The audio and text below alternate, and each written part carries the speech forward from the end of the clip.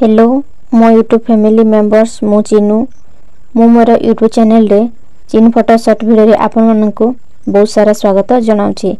वीडियोटी केमती लागला कमेंट रे कहबे। आपण माने केमती अछंती कमेंट रे कहबे। आशा करूछि आपण माने भलो थिबे। मु भी भलो अछि। वीडियो को लाइक करा पई भूलिबे नाही। आजिर टॉपिक रे मु ने आछि प्रकृत वैराग्य। आजिर टॉपिक रे मु ने आछि प्रकृत वैराग्य। गोटे ग्राम को आसिले जड़े तरुण साधु। से थिले अत्यंत सुदर्शन। से प्रायतः नीरव रहुथिले एवं वैराग्य निरसक्त जीवन थिला तांकर धैर्य। ग्राम रे जड़े युवती मने मने तांको भल पाई बसिला। तांको विवाह करबा को मनस्थ करी तांको निज मन कथा जणाइला। साधु को चेहरा रे कौनसी परिवर्तन आसिला नहीं। से केवल एति कहिले सतना कौन। एबळे प्रतिक्रिया युवती रुष्ट हैला। घर को फेरिबा परे ता मुंडरे कु भावना पसिला। दिने से जाई घरे ताको बापा को कहिले जे साधु हेउछंती जणे दुष्ट चरित्र लोक एवं से ता सहित असद व्यवहार करिछंती।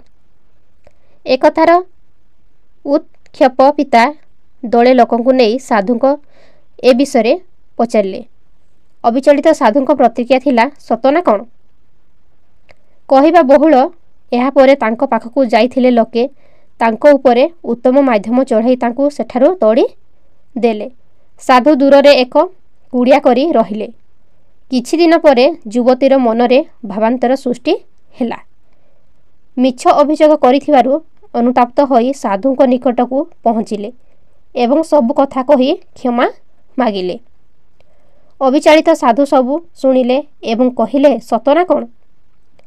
एही कथाटी सुनी यूजी कृष्णमूर्ति तांको अनुगामी मानकु कहिले कौनसी भल बा मंद तुमको स्पर्श न करिबा एवं जहा घटुची ताहा काल वैक्षरे घटिबा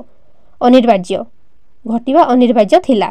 तेणु घटुची बोली भाबिबा हेउची प्रकृत वैराग्य। कहानीटी आपन केमती लागिला कमेंट रे कहिबे। आशा करूची भल लागिथबो कहिरी। जो माने मो चैनल आछ प्लीज मो चैनल को सब्सक्राइब करबो। मो चैनल ना हला चिनू फोटो शॉर्ट वीडियो रहुची देखाबो आ गुटे नुवा कहानी रे। Thank you.